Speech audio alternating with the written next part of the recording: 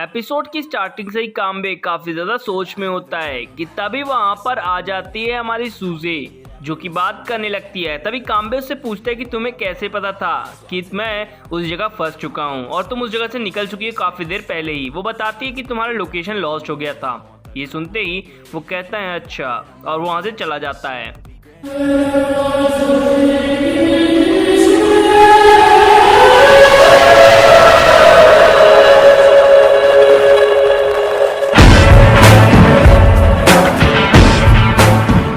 काटो को सीनियर्स बुलाते हैं इन्वेस्टिगेट करने के लिए, क्योंकि काम्बे और प्रेसिडेंट दोनों ही उस पैनिक के अंदर रहते हैं और दोनों पर ही हमला हुआ था। तो जो बंदा उन पर हमला करने आया था वो मारा जा चुका था। इसी बात को लेकर काटो पर कार्रवाई की जाती है, जहां पे उसके सारे के सारे दोस्त ये कह देते हैं कि अब में इन्वेस्टिगेट करने वाला या फिर डायरेक्शन दिखाने वाला काटो ही सर थे।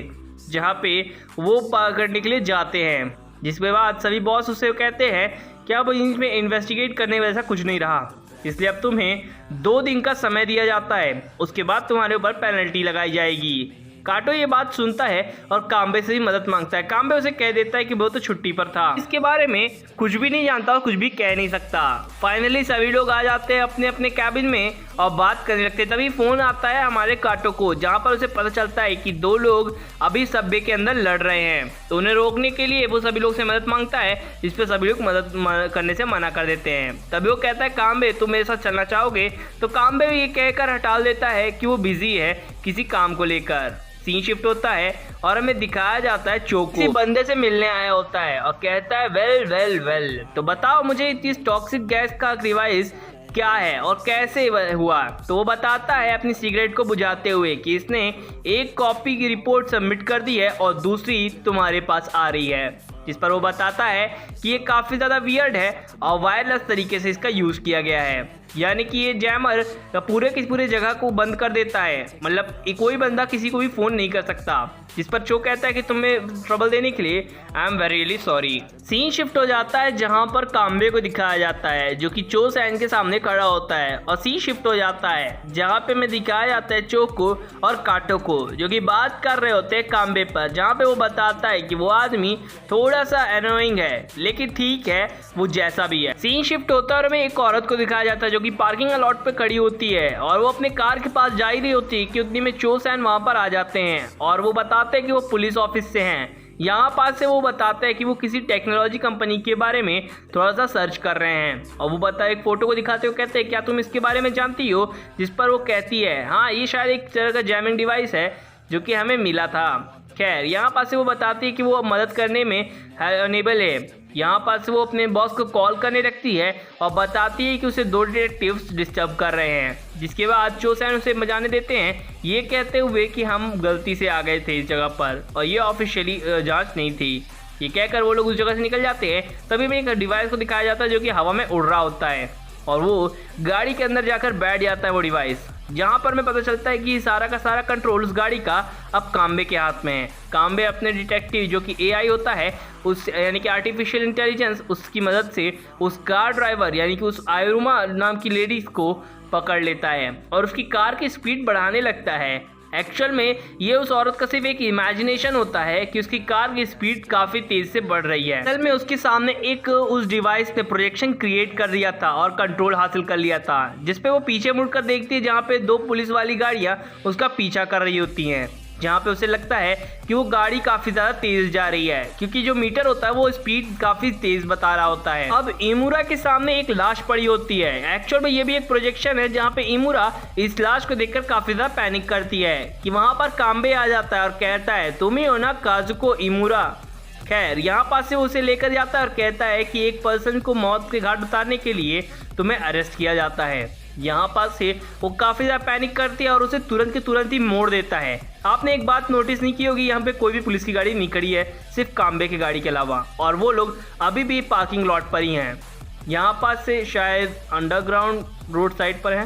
खैर यहाँ पास से उनकी गाड़ी और दोनों चीज़ों को लेकर जाया जाता है। काटो वहीं पर होता है और कहता है कि ओह तो इस लड़की को आप लोगों ने क्यों पकड़ा है। बताती है कि रैकलेस ड्राइविंग करने की वजह से इस औरत को पकड़ा गया है बाय काम्बे। काम्बे कुछ इन्वेस्टिगेट करता है म्यूजिको फ्यूचर टेक्नोलॉजी को लेकर, जहाँ पे एमुरा वर्क करती है। अब यहाँ पास से उसका रिलेशन काम्बे ग्रुप से भी होता है, इसीलिए हमारा काम्बे काफ़ी ज़्यादा इंटरेस्टेड होता है इस इंटेरोगेशन को लेकर, जहाँ पे उसे चीफ ने मना किया होता है, लेकिन वो फिर भी इन सभी चीज़ों को लेकर इन्वॉल्व रहने चाहता है क्योंकि उसे पता चलना चाहिए कि उस पर हमला करने वाला कौन था। इसीलिए वो टॉक्सिक गैसेस और बाकी अदर चीज़ें के बारे में बात करता है। यहाँ पास से वो कहती है औरत कि वो अपने लॉयर को कॉल करना चाहती है, पर काम्बे उसे कहता है ओह तो ये सब छोड़ो, तुम ये बताओ कि ये मटेरियल किस चीज़ का बना हुआ है या फिर एलॉय। यहाँ पे वो बताती है कि वो काम्बे लिमिटेड ग्रुप से बिलोंग करता है। यहाँ पास से वो उसके कान मरा कर कहता है क्या तुम शिगेमारू काम्बे को जानती हो, ये नाम सभी सुना है, देखी हो। यहाँ पास ये लोग पैनिक कर जाते हैं कि इसने ऐसा क्या कह दिया उस की औरत के कान में जिससे वो पैनिक हो गई। जहाँ पे काम्बे उसे कहता है जल्द से जल्द अब इस डेस्कटॉप फाइल को ओपन करो। यहाँ पास से वो बताती है कि तुम इसे कभी ओपन नहीं कर पाओगे, लेकिन वो फिर भी एक हैक कर लेता है उसने एआई की मदद से उस पूरे कंप्यूटर को, और वहाँ पे प्रोजेक्ट कर देता अपनी घड़ी की मदद से। यहाँ पास से उसकी स्पीड 1000 गुना तेज़ी से काम करने लगती है, यानी कि इसका एआई काफ़ी ज़्यादा स्मार्ट है। मतलब पूरे दुनिया का एक ही डिटेक्टिव है जिसके पास अलग अलग तरह के गैजेट्स हैं। खैर यहाँ पास से वो कहती है कि तुम ADM नाम के फाइल को ओपन करो, जिस पर वो मना कर देती है ऑलरेडी। वो कहती है तुम इसका पासवर्ड कभी जान ही नहीं पाओगे, लेकिन वो उसे भी हैक करके लॉक कर लेता है। यहाँ पे सभी लोग कहते हैं कि ये क्या है और ये इन्वेस्टिगेट करने का कोई सही तरीका नहीं है। खैर यहाँ पास से में दिखाया जाता है काटो के पुराने बॉस को, जो कि काटो के बुलाते हैं और कहते हैं कि तुम मुझे बताओ काम्बे के बारे में। जहाँ पर वो बताता है कि वो काम्बे इंटेरोगेट कर रहा है एमुरा को। यहाँ पास से वो कहते हैं कि यार तुम उसके बारे में कुछ जानते हो। वहाँ पर वो समझ जाता है कि शायद ये लोग उसके बैकग्राउंड के बारे में जानना चाहते हैं। शिफ्ट हो जाता है और हमें चो सैन को दिखाया जाता है, जहाँ पे वो पूछते हैं एक बंदे से तुम्हारा नेफ्यू कैसा है। जहाँ पे वो बंदा उन्हें एक फोटो दिखाता है और कहता है ये सारी चीज़ें इस चीज़ से लिंक्ड हैं, यानी कि एमुरा से, जहाँ पर से इस बंदे का नाम मिजुको होता है जो कि फोटो में है। काटो काम्बे को रोकता है और कहता है कि तुम इस तरह से इन्वेस्टिगेट नहीं कर सकते हो और मुझे तुम्हारा तरीका बिल्कुल भी पसंद नहीं है। जहाँ पे वो कहते हैं कि चीफ ने ऑलरेडी तुम्हें टाइम दिया हुआ है। इसमें आता है कि काम्बे अब शायद आगे तरफ इन्वेस्टिगेट ना कर पाए। अब उस लेडी का 2 घंटे के अंदर लॉयर आने वाला होता है। अब चो सैन और चीफ मिलकर बातें कर रहे होते हैं इन सभी चीज़ों को लेकर कि वहाँ पर काटो आता है और यहाँ पर से चीफ चले जाते हैं। यहाँ पर कहते हैं कि उसे हमें फोर्स नहीं करना चाहिए। इसका मतलब यहाँ पास से वो लोग नहीं चाहते कि उसे फोर्सली कुछ पूछा जाए, प्यार से ही सब लोग निकलवा लेंगे। ये औरत कुछ भी एक्सपोज कर सकती थी मिजुको फ्यूचर टेक्नोलॉजी को लेकर। अब यहाँ पास से और ये कुछ ऐसा मतलब स्मगल कर रही है जो कि जापान में इलीगल है। इमुरा ये सारी चीज़ें जानती है, लेकिन इमुरा हमें ऐसा कुछ भी नहीं बताएगी। यहाँ पास से वो कहती है कि जब तक मेरा लॉयर नहीं आएगा मैं कहीं नहीं जाने वाली हूँ। जिसके बाद चो कहता है अब हम आपको कहीं और लेकर जा रहे हैं, आपका लॉयर आपके पास ना आ जाए। तभी हमें एक बग को दिखाया जाता है जो कि इंसेक्ट की तरह हवा में उड़ता है और ये चीज़ हमारा काम में बैठकर देख रहा होता है। अभी इस लड़की इतनी जल्दी हाथ ठीक हो गया, मतलब क्या सुपर फास्ट टेक्नोलॉजी है भाई। खैर यहाँ पास हमें दिखाया जाता है उस स्क्रीन पर रखी वुमेन को, जिसके बारे में हमारा एआई भी नहीं बता पा रहा होता है काम्बे को। काम्बे इस चीज़ को सुनता है और कहता है कि हमें खुद से इन्वेस्टिगेट करना चाहिए, हमें इस चीज़ के बारे में अथॉरिटी को नहीं बताना चाहिए। और सी शिफ्ट हो जाता है जहाँ पे चो सैन कहता है कि तो अभी तक आपका लॉयर नहीं आया है तो आप लोग यहाँ पर बैठ सकते हैं। जहाँ पे वो सी ग्रेप्स के बारे में और कुछ इधर उधर के बारे में बात करता है। फाइनली वो जैमिंग डिवाइस के बारे में फिर से पूछ लेता है और उस बॉम्ब के बारे में भी, जहाँ पे उसने खुद स्मगल किया होता है कुछ चीज़ों को लेकर।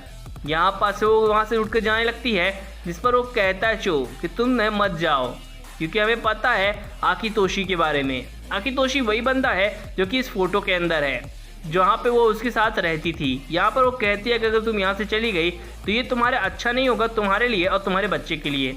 वो बताता है कि मैं 35 साल से इस जॉब पर हूँ और मैं कुछ भी कर सकता हूँ।